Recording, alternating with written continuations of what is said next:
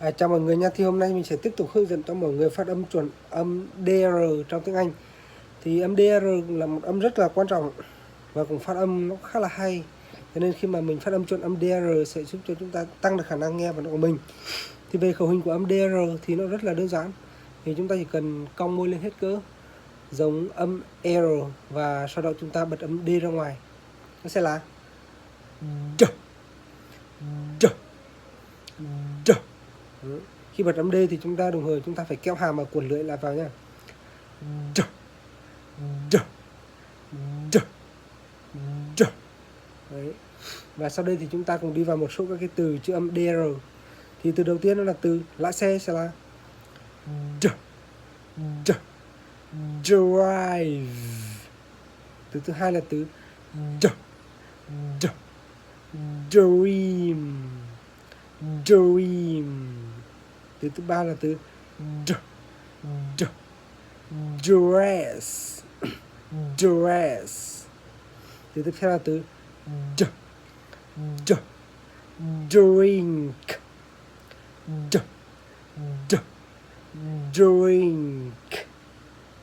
Từ tiếp theo là từ D, D, drop, D, D, drop. Từ tiếp theo là từ D, D, draw, D, D, draw. Và từ tiếp theo là từ D, children, children. Ok. Và từ cuối cùng là từ D, D, dry, D, D, dry. Và sau đây thì chúng ta được đi vào một số các cái câu trước các cái từ vừa rồi. Thì câu đầu tiên đó là anh ấy có một chiếc ô tô, anh ấy đang lái xe ô tô của anh ấy sẽ là he is driving his car. He is driving his car.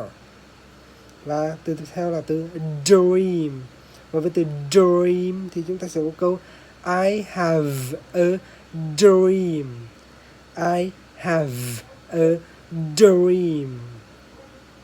Và từ tiếp theo là từ dress. Và với từ dress thì chúng ta sẽ có câu she is looking for a dress. She is looking for a dress. Và từ tiếp theo là từ drop. Và với từ drop thì chúng ta sẽ có câu I dropped my phone. I dropped my phone. Từ tiếp theo là từ drink. Và với từ drink thì chúng ta sẽ có câu drink some water. Drink some water. Ok. Từ tiếp theo là từ draw. Draw. Và từ draw thì chúng ta sẽ có câu I like drawing pictures. I like drawing pictures. Và từ tiếp theo là từ children.